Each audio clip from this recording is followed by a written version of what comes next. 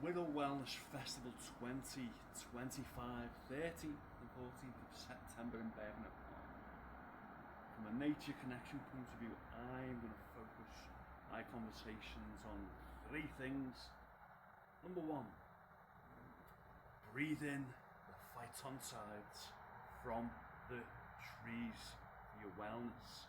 Phytoncides, you can Google it, compound that's produced by the trees to protect themselves from fungi and bugs, but when breathed in by humans, it's really good for health, well-being, wellness.